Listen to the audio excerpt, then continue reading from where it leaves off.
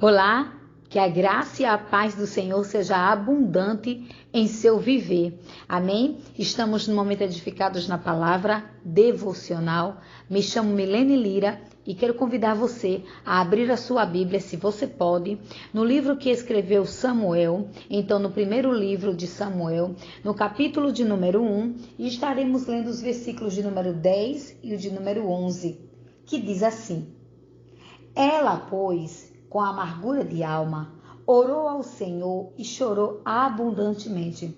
E fez um voto, dizendo: Senhor dos exércitos, se benignamente atentares para a aflição da tua serva, de mim te lembrares e da tua serva não te esqueceres, mas a tua serva deres um filho homem, ao Senhor o darei todos os dias da sua vida, e sobre a sua cabeça não passará navalha.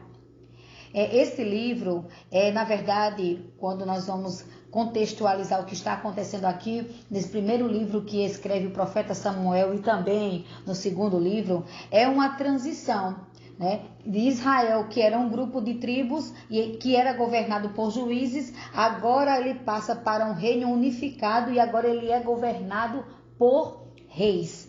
Nós vamos ver Saul e depois nós vamos ver Davi governando e assim por diante.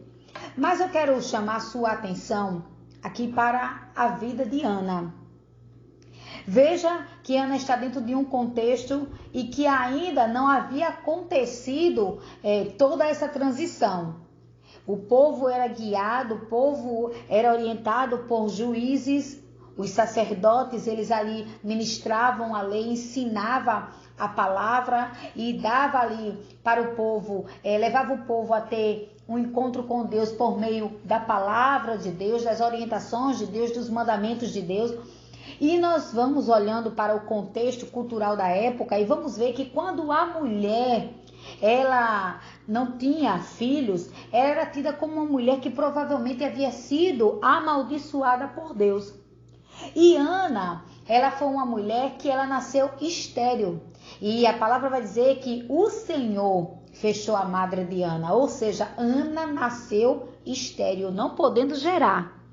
Mas, passar do tempo e Ana percebendo as irritações que causavam a sua rival, ou seja, a outra mulher de seu esposo, aquilo começou a afligir a alma de Ana.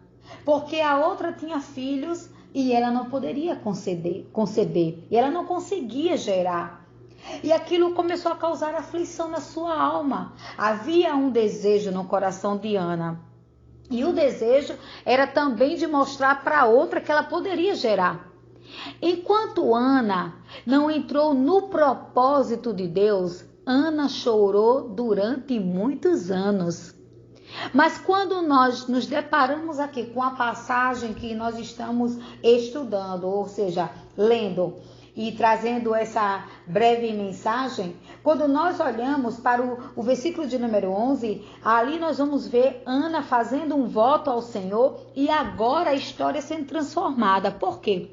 Porque agora não é mais um desejo apenas egoísta de Ana para mostrar à sua rival que ela também poderia gerar um filho. Mas agora Ana une a sua vontade ao propósito de Deus.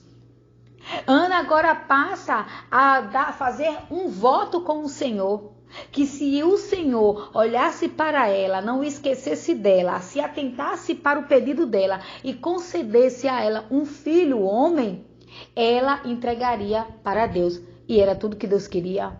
Porque nós precisamos aprender aqui com Ana 3 lições. Primeiro, eu preciso colocar toda a minha dor diante de Deus. Não adianta estar contando a dor para fulano, para ciclano, para A, para B, que não vai me ajudar em oração, ou que muitas vezes vai olhar até para mim e vai dizer: você está embriagada, você está louca, porque foi assim que o sacerdote fez. O sacerdote ali, olhando para Ana, disse que ela estava embriagada a uma hora daquela. Então, a minha dor deve ser direcionada para Deus. E se Deus disser que eu devo pedir ajuda, porque a palavra vai dizer que nós devemos orar uns pelos outros, mas nós sabemos que não podemos contar com todo mundo para orar por nós. Mas naquele momento Deus não direcionou para que Ana contasse para o sacerdote qual era a sua petição. Ela ouviu aquilo, ela não ficou magoada, mas o Senhor sabia o que era que estava se passando, o próprio Deus sabia.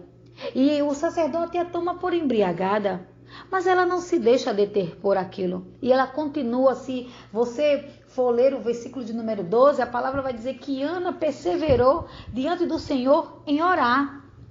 Então, a primeira lição que eu tiro com Ana é que eu preciso colocar a minha dor diante de Deus. Segundo, eu preciso, nas minhas orações, ouvir Deus. Porque muitas vezes nós estamos falando,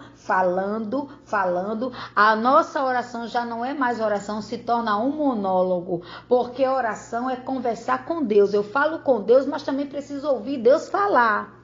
E quantas vezes, porque estamos passando por tantas dores, não conseguimos ouvir Deus dar a resposta aos nossos pedidos. E eu preciso parar e ouvir Deus. Porque certamente aqui nós podemos olhar com esse olhar dessa maneira, vamos, para não ficar uma redundância, mas nós podemos olhar desta forma. Enquanto Ana, porque Ana orou vários anos, se você estudar profundamente, você vai ver que Samuel não nasceu assim que Ana começou a orar. Mas quando Ana muda, quando Ana agora, a estratégia de Ana, eu creio que é ouvir Deus falar, Ana agora vai para o terceiro passo, a terceira lição que nós aprendemos com Ana. Ela une o desejo do seu coração ao propósito de Deus. Porque Deus agora quer levantar um rei em Israel.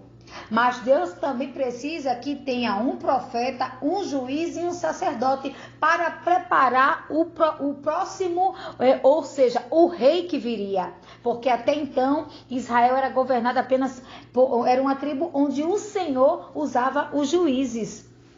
Era uma teocracia. Quem mandava era Deus. Era Deus quem estava no governo, usando apenas os juízes. Mas agora vai passar. Vai ter uma monarquia. Reis irão agora governar. Porque a partir de Saul vem Davi, vem Salomão e vem os seguintes reis. Então, agora Ana une o seu desejo ao propósito de Deus. Então, não esqueça. Você tem uma petição? Conte suas dores para Deus. Agora, ouça Deus falar e una a sua petição ao propósito do Senhor. Amém? Que o bom Deus te abençoe e até um próximo momento.